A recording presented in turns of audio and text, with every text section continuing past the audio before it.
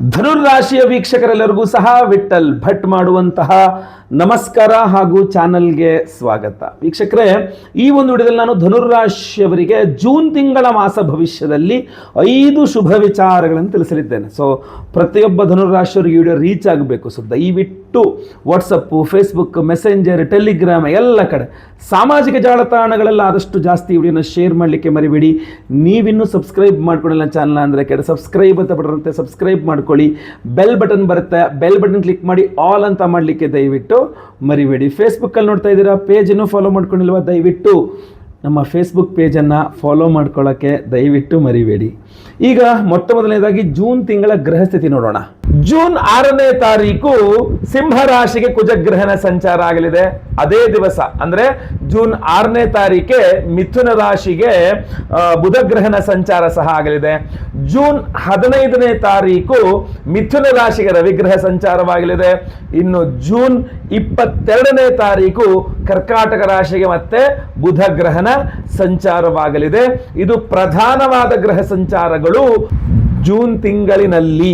ವೀಕ್ಷಕರೇ, ಜೂನ್ ತಿಂಗಳ ಗ್ರಹ ಸ್ಥಿತಿಗಳು ಹೀಗಿರುವಾಗ ಶುಭ ವಿಚಾರಗಳು ಏನಿದೆ ಅಂತ ನೋಡೋಣ.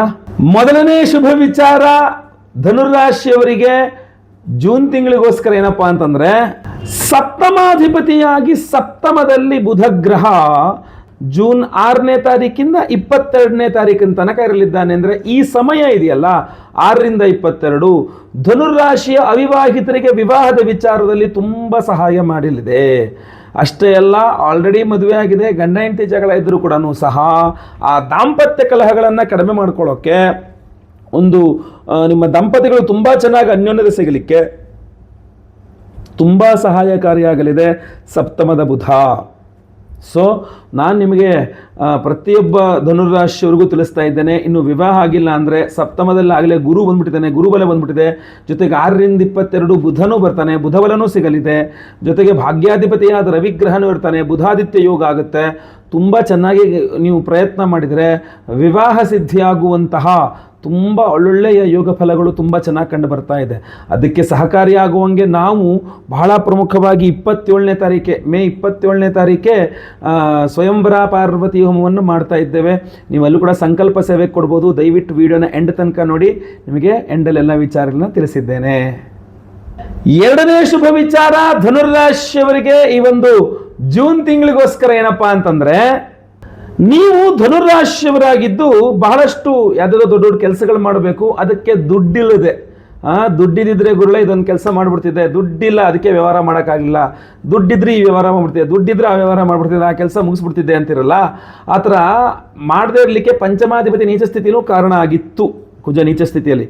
ಸೊ ಜೂನ್ 6ನೇ ತಾರೀಕಿನಂತ ಭಾಗ್ಯಸ್ಥಾನದಲ್ಲಿ ನಿಮ್ಮ ಪಂಚಮಾಧಿಪತಿ, ಪಂಚಮದಲ್ಲಿ ಶುಕ್ರ, ಸಪ್ತಮದಲ್ಲಿ ಗುರು. ಸೊ ಶುಕ್ರ ಬಲ, ಕುಜ ಬಲ ಅಂದರೆ ಪಂಚಮಾಧಿಪತಿಯ ಬಲ, ಜೊತೆಗೆ ಗುರುಬಲ. ಸೊ ಶುಕ್ರ, ಗುರು, ಕುಜ 3 ಗ್ರಹಗಳ ಒಂದು ಬಲದಿಂದಾಗಿ ಧನುರಾಶಿಯವರು ಯಾವುದೇ ಕೆಲಸಕ್ಕೆ ಕೈ ಹಾಕಲಿ ಅದು ಸಕ್ಸಸ್ ಆಗುತ್ತೆ. ಅದಕ್ಕೆ ಸಕ್ಸಸ್ ಆಗಲಿಕ್ಕೆ ಅವಶ್ಯಕತೆ ಇರತಕ್ಕಂಥ ಆರ್ಥಿಕತೆ ಅಂದರೆ ದುಡ್ಡಿನ ಒಂದು ಸಹಾಯವೂ ಸಹ ಸಿಗುತ್ತೆ. ಹಣದ ಬಲವೂ ಸಹ ಸಿಗಲಿದೆ, ಖಂಡಿತವಾಗಿ ಅನುಕೂಲವಾಗಲಿದೆ. ಇದಕ್ಕೆ ನಿಮ್ಮ ವ್ಯವಹಾರಗಳು ಎಲ್ಲ ಸಮಸ್ಯೆಗಳು ಪರಿಹಾರವಾಗಲಿ ಅಂತಂದರೆ ನೀವು ಖಂಡಿತವಾಗಿ ಮಹಾಲಕ್ಷ್ಮಿ ಅಷ್ಟಕವನ್ನು ಪ್ರತಿನಿತ್ಯ ಪಠನೆ ಮಾಡ್ಕೊಳ್ಬೋದು. ತುಂಬ ಒಳ್ಳೆಯದು ಧನುರಾಶಿಯವರು. ಅದು ಈ ಜೂನ್ ತಿಂಗಳಂತೂ ಪಂಚಮದಲ್ಲಿ ಶುಕ್ರ ಇರ್ತಾನೆ, ಮಹಾಲಕ್ಷ್ಮಿ ಅಷ್ಟಕವನ್ನು ಡೈಲಿ ಪಠನೆ ಮಾಡಿಕೊಂಡ್ರೆ ತುಂಬ ಒಳ್ಳೆಯ ಧನಲಾಭವಾಗ್ತದೆ. ಅದಲ್ಲ ಅಂದರೆ ನಾವು ವಿಶೇಷವಾಗಿ ಅದೆಲ್ಲ ಏನು ದಿನ ಓದೋಕ್ಕಾಗಲ್ಲ ಗುರುಳೆ, ನೀವೇನಾದ್ರು ಮಾಡ್ತೀರಾ ಅಂತಂದರೆ ನಾವು ಮಾಡ್ತಾ ಇದ್ದೇವೆ ಸುದರ್ಶನ ಹೋಮ, ಷಡ್ದ್ರವ್ಯ ಸುದರ್ಶನ ಹೋಮ ಅಂತ ಮಾಡ್ತಾ ಇದ್ದೇವೆ. ಬಹಳ ವಿಶೇಷವಾಗಿ ಮಾಡ್ತಾ ಇದ್ದೇವೆ. ನಿಮ್ಮ ಆರ್ಥಿಕ ಬಾಧೆಗೂ ಪರಿಹಾರವಾಗಿ, ಶುಕ್ರದೋಷ ಪರಿಹಾರವಾಗಿ ಅನುಕೂಲ ಮಾಡಿಕೊಡ್ತದೆ. ಕುದೃಷ್ಟಿ ಪರಿಹಾರ ಹೋಮ, ಷಡ್ದ್ರವ್ಯ ಸುದರ್ಶನ ಹೋಮ ಅಂತೆಲ್ಲ ಮಾಡ್ತಾ ಇದ್ದೇವೆ. ಈ ವಿಡಿಯೋನ ಎಂಡ್ ತನಕ ನೋಡಿ.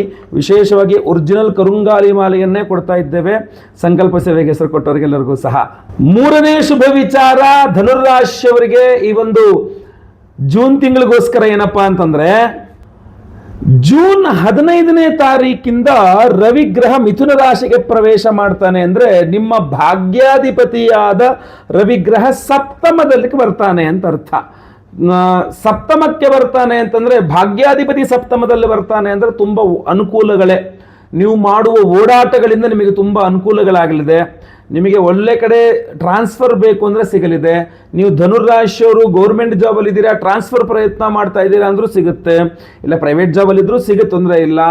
ಅದನ್ನೇ ಅಲ್ಲದೆ ನೀವೇನಾದ್ರು ಸರ್ಕಾರದ ಕಡೆಯಿಂದ ನಿಮಗೆ ಆಗಬೇಕಾಗಿರ್ತಕ್ಕಂಥ ಕೆಲಸ ಕಾರ್ಯಗಳೇನಿದ್ರೆ ಅದು ಕೂಡ ಬೇಗ ಬೇಗ ಆಗಲಿದೆ. ಅದೃಷ್ಟ ಅನ್ನುವಂಥದ್ದು ತುಂಬ ಚೆನ್ನಾಗಿ ನಿಮಗೆ ಸಹಾಯ ಮಾಡುತ್ತೆ. ಅದೃಷ್ಟ, ಸೊ ಅದೃಷ್ಟವಶಾತ್ ತುಂಬ ಕೆಲಸಗಳಾಯಿತು ಅಂತ ಹೇಳ್ತಾರಲ್ಲ, ಇದಾಗೋದೇ ಇಲ್ಲ ಅನ್ಕೊಂಡಿವರೆ, ಅದೃಷ್ಟವಶಾತ್ ಆಯಿತು ಇದು ನಿಮಗೆ ಅಂತ ಹೇಳ್ಬಿಟ್ಟು. ಸೊ ಅದು ನಿಮಗೆ ತುಂಬ ಅನುಕೂಲ ಆಗಲಿದೆ. ಅದೃಷ್ಟ ಅನ್ನುವಂಥದ್ದು ದೃಷ್ಟಿ ದೋಷ ಇಲ್ದೋದ್ರೂ ಚೆನ್ನಾಗಿ ಕೆಲಸ ಮಾಡುತ್ತೆ.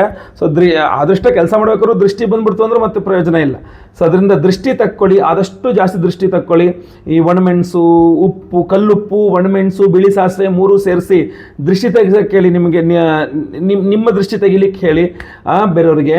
ಸೊ ದೃಷ್ಟಿ ತೆಗೆಸ್ಕೊಳ್ತಾರೆ. ಇಲ್ಲ ಅಂತಂದ್ರೆ ನಾವು ಕುದೃಷ್ಟಿ ಪರಿಹಾರ ಹೋಮವನ್ನು ಮಾಡಿ ವಿಶೇಷವಾಗಿ ಒರಿಜಿನಲ್ ಕರುಂಗಾಲಿ ಮಾಲೆಯನ್ನು ಕೊಡ್ತಾ ಇದ್ದೀವಿ. ಧಾರಣೆ ಮಾಡ್ಕೊಳ್ಳಿ, ಎಲ್ಲ ಹೋಮಗಳ ಬಸವಾಣೆಯಲ್ಲಿ ಹಚ್ಕೊಳ್ಳಿ, ತುಂಬ ಅನುಕೂಲವಾಗಲಿದೆ. ವಿಡಿಯೋ ಎಂಡಲ್ಲಿ ಹೇಳ್ತೀನಿ ಅದರ ಬಗ್ಗೆ, ದಯವಿಟ್ಟು ಎಂಡ್ ತನಕ ನೋಡಿ. 4ನೇ ಶುಭ ವಿಚಾರ, ಧನುರಾಶಿಯವರಿಗೆ ಈ ಒಂದು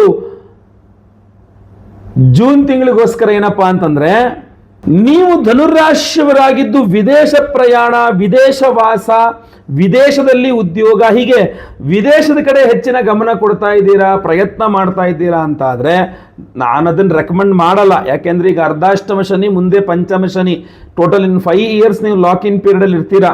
ವಿದೇಶಕ್ಕೆ ಹೋಗೋದು ಖಂಡಿತ ಅದು ರೆಕಮೆಂಡಬಲ್ ಅಲ್ಲ ನನ್ನ ಕಡೆಯಿಂದ. ಆದರೆ ನಿಮ್ಮ ಜೀವನ, ನಿಮ್ಮ ಇಷ್ಟ, ನಿಮ್ಮ ವೈಯಕ್ತಿಕ ಜಾತಕ ಗೊತ್ತಿಲ್ಲ.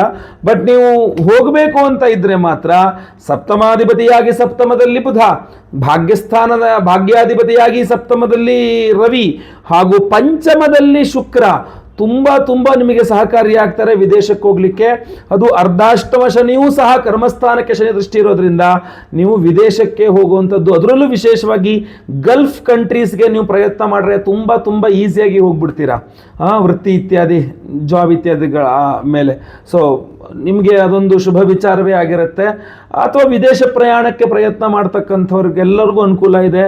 ನೀವೇನಾದ್ರು ಬಿಸ್ನೆಸ್ ಮಾಡ್ತಾ ಇದ್ದೀರಾ, ಟೂರಿಸ್ಟ್ ಬಿಸ್ನೆಸ್, ಟೂರಿಸಂ ಬಿಸ್ನೆಸ್, ಅಥವಾ ಎಂತ ಹೇಳ್ತೀವಿ ನಿಮಗೆ ಟ್ರಾವೆಲಿಂಗ್ ಬಿಸ್ನೆಸ್, ಟ್ರಾನ್ಸ್ಪೋರ್ಟ್ ಬಿಸ್ನೆಸ್, ಈ ಥರದ ಬಿಸ್ನೆಸ್ಗಳಿರ್ತಕ್ಕಂತಹ ಧನುರಾಶಿಯವರಿಗೂ ಸಹ ಜೂನ್ ತಿಂಗಳು ಸ್ವಲ್ಪ ಅನುಕೂಲವಾಗಿ ಸ್ವಲ್ಪ ಒಳ್ಳೆಯ ಲಾಭವನ್ನು ಕೊಡುವಂಥ ಸಾಧ್ಯತೆಗಳು ಚೆನ್ನಾಗಿದೆ. ಖಂಡಿತವಾಗಿ ಒಳ್ಳೆಯದಾಗಲಿ.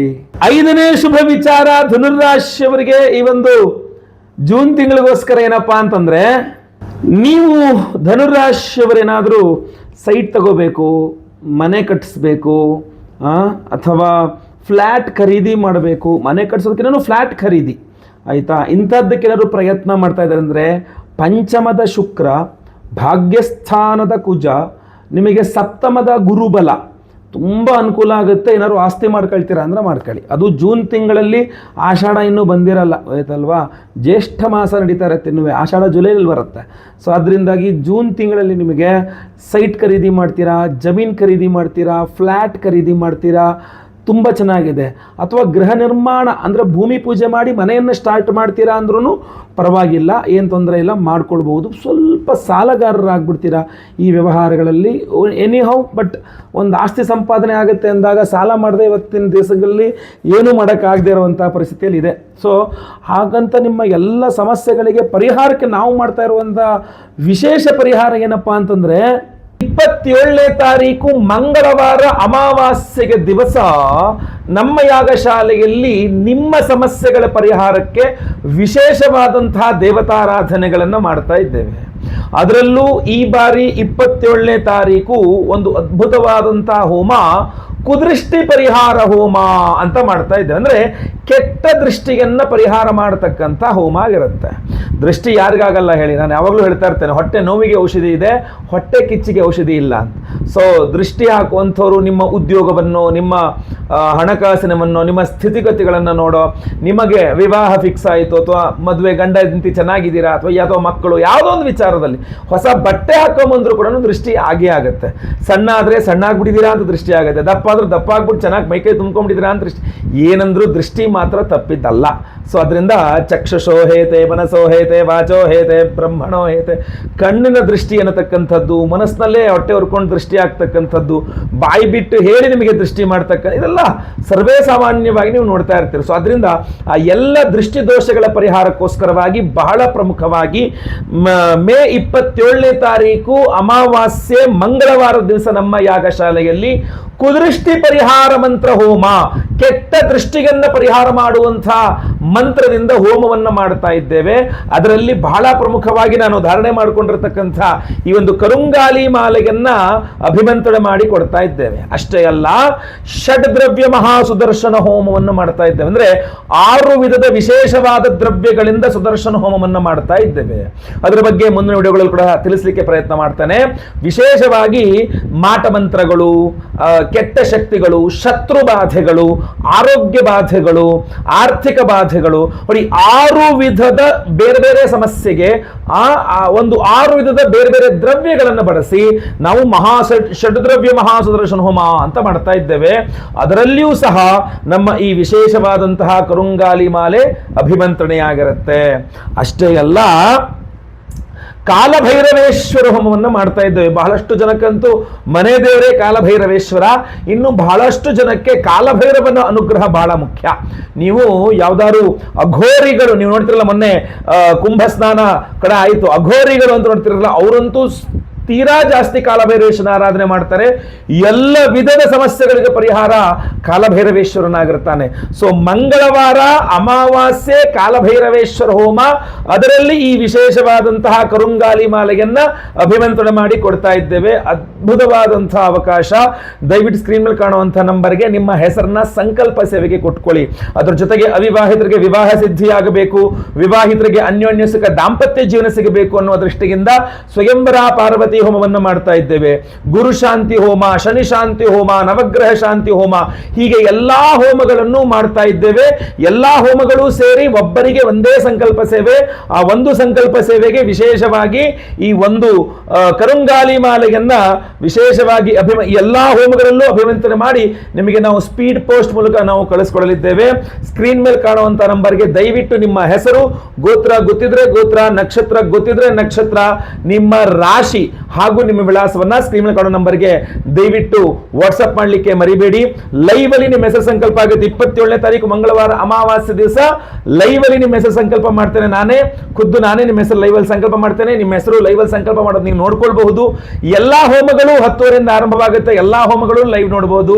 ಪ್ರಸಾದ, ಎಲ್ಲ ಹೋಮಗಳ ಭಸ್ಮ, ಕುಂಕುಮಾರ್ಚನೆ, ಕುಂಕುಮ ಪ್ರಸಾದ ಹಾಗೂ ಈ ವಿಶೇಷವಾದಂತಹ ಕರುಂಗಾಲಿ ಮಾಲೆಯನ್ನ ಪ್ರತಿಯೊಬ್ಬರಿಗೂ ಸ್ಪೀಡ್ ಪೋಸ್ಟ್ ಮೂಲಕ ನಾವು ಕಳಿಸ್ಕೊಡ್ತಾ ಇದ್ದೇವೆ. ಖಂಡಿತವಾಗಿ ಒಳ್ಳೆಯದಾಗಲಿ. ಈ ವಿಡಿಯೋ ಇಷ್ಟ ಆದರೆ ದಯವಿಟ್ಟು ಲೈಕ್ ಮಾಡ್ಲಿಕ್ಕೆ ಮರಿಬೇಡಿ. ವಾಟ್ಸ್ಆಪ್, ಫೇಸ್ಬುಕ್, ಮೆಸೆಂಜರ್, ಟೆಲಿಗ್ರಾಮ್ ಎಲ್ಲ ಕಡೆ ಸಾಮಾಜಿಕ ಜಾಲತಾಣಗಳಲ್ಲಿ ವಿಡಿಯೋನ ಶೇರ್ ಮಾಡಲಿಕ್ಕೆ ಮರಿಬೇಡಿ. ಅತ್ಯಂತ ಸುಲಭ ಪರಿಹಾರ ಹಾಗೂ ನಾವು ಮಾಡುವ ವಿಶೇಷ ಪರಿಹಾರ ಎರಡನ್ನೂ ಸಹ ನಿಮಗೆ ತಿಳಿಸ್ಕೊಟ್ಟಿದ್ದೇನೆ. ಸೊ ದಯವಿಟ್ಟು ಸಬ್ಸ್ಕ್ರೈಬ್ ಮಾಡ್ಕೊಳ್ದಿರೋರೆಲ್ಲ ನನ್ನ ಚಾನೆಲ್ ಅನ್ನ ಸಬ್ಸ್ಕ್ರೈಬ್ ಮಾಡ್ಕೊಳ್ಳಿ. ಫೇಸ್ಬುಕ್ ಅಲ್ಲಿ ನೋಡ್ತಾ ಇದ್ದೀರಾ, ನಮ್ಮ ಪೇಜ್ ಅನ್ನು ಇನ್ನೂ ಫಾಲೋ ಮಾಡಿಲ್ಲ ಅಂದ್ರೆ ದಯವಿಟ್ಟು ನಮ್ಮ ಪೇಜ್ ಅನ್ನ ಫಾಲೋ ಮಾಡಲಿಕ್ಕೆ ಮರಿಬೇಡಿ. ಮುಂದಿನ ವಿಡಿಯೋದಲ್ಲಿ ಮತ್ತೆ ಪುನಃ ಸಿಗ್ತೇನೆ. ಎಲ್ಲರಿಗೂ ಸಹ ಒಳ್ಳೆಯದಾಗಲಿ. ಲೋಕ ಸಮಸ್ತ ಸುಖಿನೋ ಭವಂತು. ನಾರಾಯಣ ನಾರಾಯಣ ನಾರಾಯಣ.